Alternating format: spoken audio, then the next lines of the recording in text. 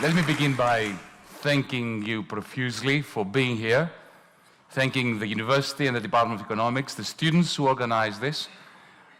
For somebody who spent his entire life in universities, either as a student or as an academic, and who came to politics very late in the piece, in 2015, I can assure you that the transition from the academy to politics is a cruel one.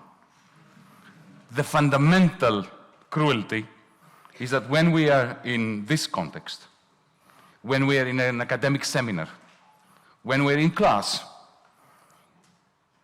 you have a process by which, as academics, we state hypotheses, and our colleagues have a holy duty of shooting them down. And any hypothesis that survives that process has some degree of fitness, of evolutionary fitness. Not that it is the truth, but it's likely that it is approaching the truth. Whereas when you think of the pain of being on a television panel amongst politicians, as a politician yourself. Now, just for a moment, imagine that you are representing some party, okay?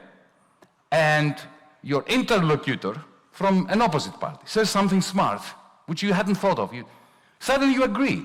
But what you agree with now goes against the grain of your own party. If you admit it, you are out. You're out, you're finished. This is why you have an inbuilt process of a dialogue of the deaf in politics.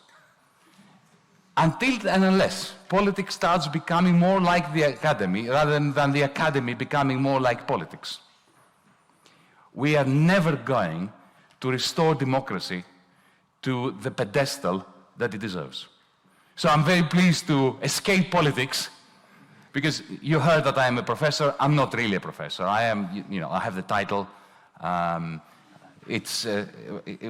My professorial position now is suspended officially while a member of parliament, and I am in this murky, cruel world of politics. But whenever I can escape and be in a university environment like this, I do it. Sometimes I do it incognito. I go back to my own university and, either listen to people talk or give a sneak lecture without anybody knowing, just to get a dose of academic freedom. So enjoy your academic freedom, use it, do not squander it, and do not allow anyone to take it away from you. This is a duty that you have.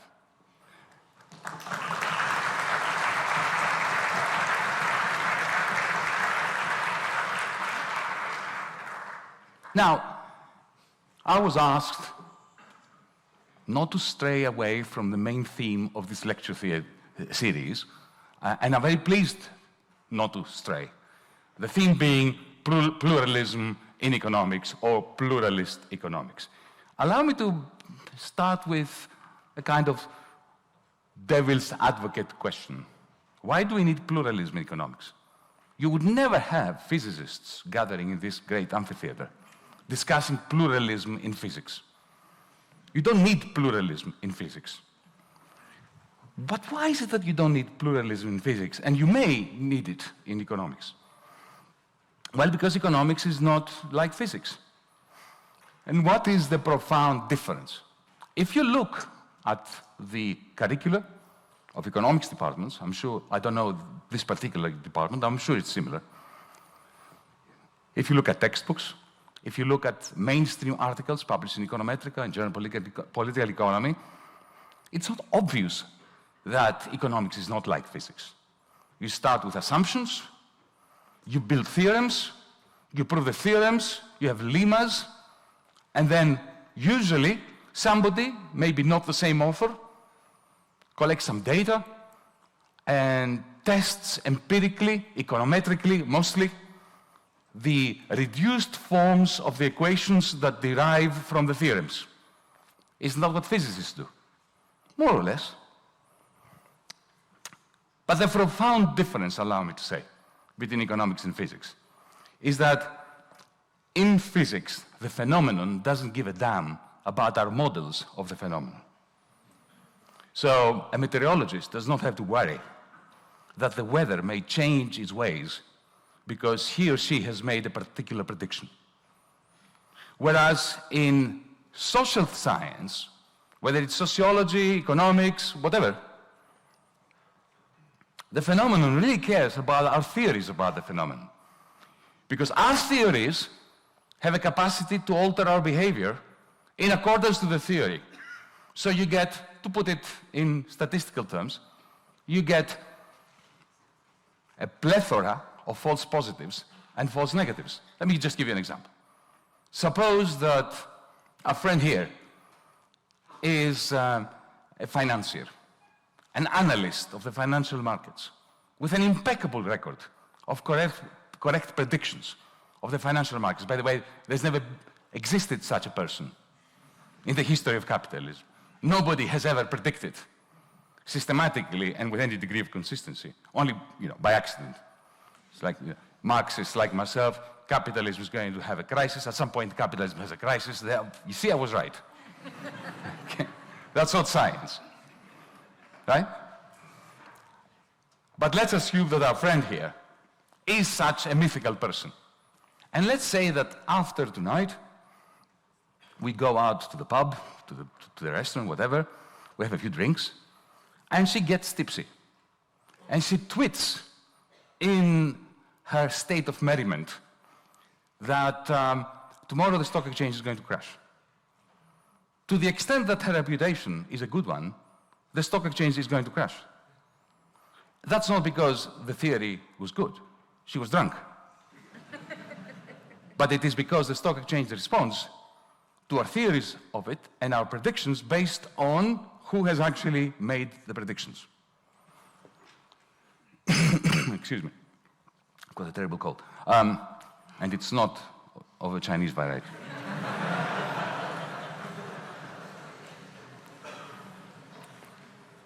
That's a false positive, what I just described, but there are false negatives as well. Suppose you are a remarkable traffic system designer, modeler, and in the same way that a meteorologist or a financial expert has a model, a mathematical model embedded in a computer,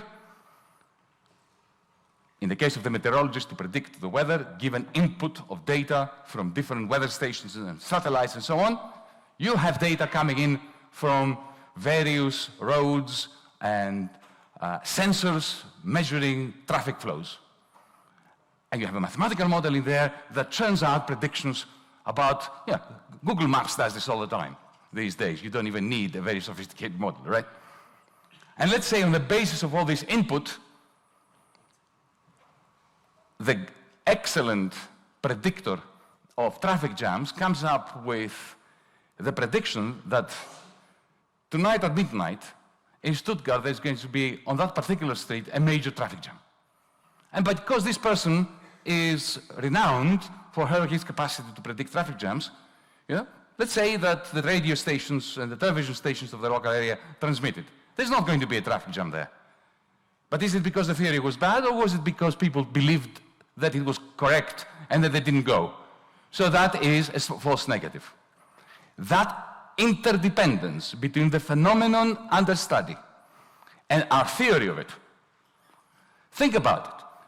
All those theories about efficient markets, the theories about the real business cycle, the theory of rational expectations, those of you who have studied economics, those became part and parcel of the ideology of post-1971 capitalism, an ideology that crashed and burned together with Lehman Brothers in 2008. But those theories really altered the way financiers thought. They did believe, Alan Greenspan, the head of the Federal Reserve Bank, truly believed, he acknowledged that later, that he had believed that those theories worked and therefore markets could not fail the way they did. And then he came out in a Senate committee and did his mea culpa. He said, my model of the world crashed and burned that day, the day Lehman Brothers collapsed. So that is why we need pluralism in economics, one reason. Because we don't have empirical means by which to ascertain the quality of our hypothesis. One may say that, well, what exactly is econometrics all about?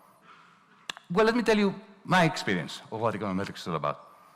My PhD was in microeconometrics at the time when microeconometrics had not been invented yet.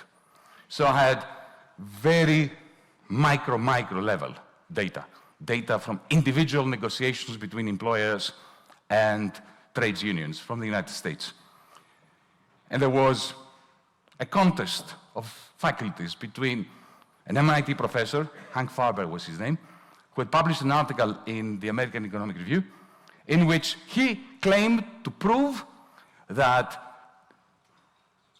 employers, companies, boards of directors, CEOs, are smart, intertemporal optimizers, and unions are dumb, mechanistically behaving resistors to what the firm is doing. So he had a very complicated intertemporal optimization model where the firm was maximizing its long-term profits smartly, like an impeccable computer, and the workers were silly. They simply asked for 5% pay rise, and then if a strike happened, after a week they would settle for 3, 2 weeks they would settle for 2.5, 4 weeks they would settle for anything. And this was a mechanical resistant, non-optimizing behavior. Okay? And he did the mathematics was splendid. The microeconometrics was very, very good. He was using very sophisticated maximum likelihood estimation techniques back then. And he showed that the model, right, produces a reduced form equation that fits with the data. He said, proof. So my PhD was really very simple. I stood this model on its head. I said, imagine that we have trades unions that are very, very smart, and they're maximizing their intertemporal aggregate wages. And the employer is stupid and resists mechanically. He offers 0.5% pay rise. If there is a strike for a week, it goes up to 1%, so exactly the opposite. And you know what happened? The model behaved or fitted the data just as well. What does this mean? It means that the data and the cannot settle the ideological question. Of course, neither of those models was close to the truth, because neither the employers nor the unions are super rational, neither the employers nor the unions are dumb. What happens when neither of them are fully dumb or fully smart? We have no idea, because the mathematics cannot be solved. That's what got me into game theory. Okay? So the second reason why we need pluralism is because, unlike in physics, where you have laboratory conditions that can test precisely the relationship between the data and the theory, because you design the experiment in such a way to control exactly what you want in order to try out all the different configurations of the theory that can predict and fit the data. In economics we don't. But you will say, but we have experimental labs. I know. I spent 10 years doing experiments in laboratories. It was great fun. There were two problems with it. First, whenever I came up with a result that had empirical regularity and could be replicated again and again and again, you know what some of my fellow economists said? All you've proven is that this is how people behave in your lab. Which is not untrue, right? You can't do this in physics. If molecules, perform in a particular way in a lab, that's it. It settles the issue. We move on, right? Second objection. Some of you who have suffered economics, right, will have heard of the theory of expected utility theory. It's a particular model of how people behave under conditions of risk. Now, we know from countless experiments in labs that expected utility theory doesn't work.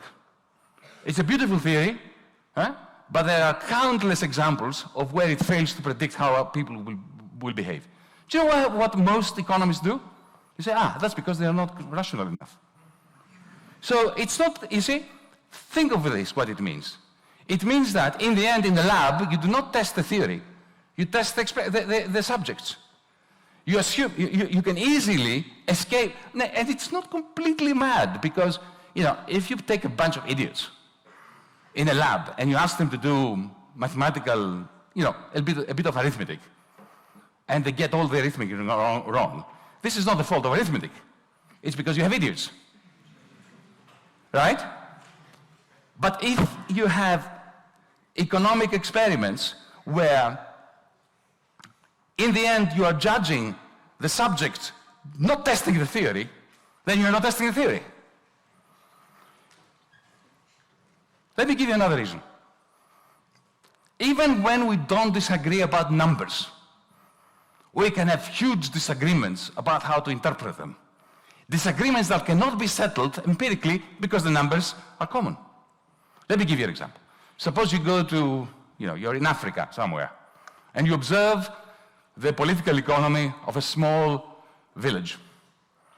It's a village which is on the verge of subsistence, between subsistence and hunger and poverty. And there are good years and bad years. Good crops, bad crops. And let's say that during the years of the good crops, okay, the supply is high, price drops in the local market where they say they take their wheat, whatever it is, corn that they produce. But nevertheless, the total revenue is sufficient, divided per family, for them to buy enough rice or whatever it is that they eat, sweet potatoes, in order to be just above subsistence level. In the bad years, produce is not enough. So we have a really tough time for these villages. At least, however, because supply is low, the price is higher. So they make up some of the losses from the drop in quantity by means of the rise in price. Okay? So, on average, they are just at subsistence. Average between good years and bad years. Now suppose that one year, a middleman comes during the good times, during the bumper harvest, and buys a quantity, the excess produced during the good year, and stores it in some warehouse, right? By doing this, and why would he do this? He would do it in order to sell during the bad year. But then, what happens is, supply rises because of the wheat that is being provided during the bad year. So the farmers, during the bad year, suffer the loss in quantity without the gain in price. And then they starve. Right? Let's say that we agree on the numbers. We just did the analysis. We are all in agreement. Now compare and contrast two different interpretations. One interpretation is this middleman, on the strength of his capital, the fact that he has some money that allows him to buy a part of the produce during the good years, is profiting at the expense of pushing, on average, that village below the level of subsistence. He should be forced, either through price controls, taxation, or legislation, to stop doing this. Interpretation number two. The middleman is providing a service to society. Because by buying during the good years and selling during the bad years, he's stabilizing price. And to the extent that the bakers in the local towns require price stability, he's offering a service. So, do you see what I mean? Here you've got the same situation, the same numbers. We are not disagreeing on the numbers, right? It's not even a theoretical difference, but there is a political difference. There is an ethical difference. You have to choose, as a political economist, as a citizen, whether price stability is more important than the fact that some people starve. That is an ethical issue. That is why economics can never be a science. And that is why we need pluralism. Because if you teach only the second interpretation, or only the first interpretation to your students, you are doing them a major disservice. Unlike the physicist, who can never do students a major disservice, as long as he or she is good at taking the results from the lab and transferring them into a beautiful lecture theater like this one here. This is why whenever I taught economics to first years, especially first years, I made a point of presenting every major school of thought I could imagine. The neoclassical school of thought, the ordoliberal, in German terms, school of thought, the Hayekian school of thought, Schumpeterian school of thought, Keynes, Marx. And every time I presented one particular interpretation of capitalism, I would present it as if my life depended on convincing the students that it was the correct one. And then the next day, in the next lecture, or the next week, I would do the same thing with the opposite school. Now, that confused my Asian students in Australia. And some of my Greek students. Because they would say, but professor, you just taught us something else last week. Which is the correct one? And I would say, that's for you to decide. They say, no. We're students, you're the professor, you tell us which is the right one. That's the first lesson, the first piece of education. No, there is no authority, there is no expert in pointing out which school of thought is right or not. It's like in philosophy. Can you imagine what a terrible professor of philosophy one would have to be to give a Kantian view of the world and say everything else is rubbish, and not to teach Hegel or David Hume? Economics is much closer to philosophy than it is to science. And unless you understand that, we are doing ourselves and our students a major disservice. So, again, speaking as a former professor, I think the optimal way of teaching economics, in a way that honors the students and honors the whole breadth, width, and richness of the economic discipline, is, especially at the beginning of students' careers, to teach simultaneously economic history and the progression of economic ideas. That is, when professors try to teach the concept of opportunity cost or the division of labor, as if it is an abstract clinical thing, you can do it. But students will be bored, and they will miss out on the importance of the context that gave rise to these concepts in Adam Smith. And unless you explain why Adam Smith happened in the 1770s, because there was an industrial revolution happening at the River Clyde just below his office. And he had to explain to his students what on earth was going on. And he had to explain to his students that, see those factories by the River Clyde where 12-year-olds work 20 hours a day in there? That's the beginning of the good society. And they said to them, you're a moral philosopher. How can you say that, the exploitation of these kids is the beginning of the good society? And then he comes out with unintended consequences. That these industrialists who are exploiting the kids are terrible people. But by pursuing their own greed, without realizing it, they are bringing about the facilitation of the public interest. I'm not saying that I agree with that, but unless you put it in this historical context. So let's teach our students economic history, effectively how capitalism came into being, and how the crisis of capitalism, moral crisis, economic crisis, financial crisis, unemployment crisis, begot concepts. Keynes could never have come up with the fallacy of composition if it was not for 1929. It's really very simple. So anybody who tries to teach Keynes without what happened in 1929, effectively does a great deal of disservice to Keynes and to the world.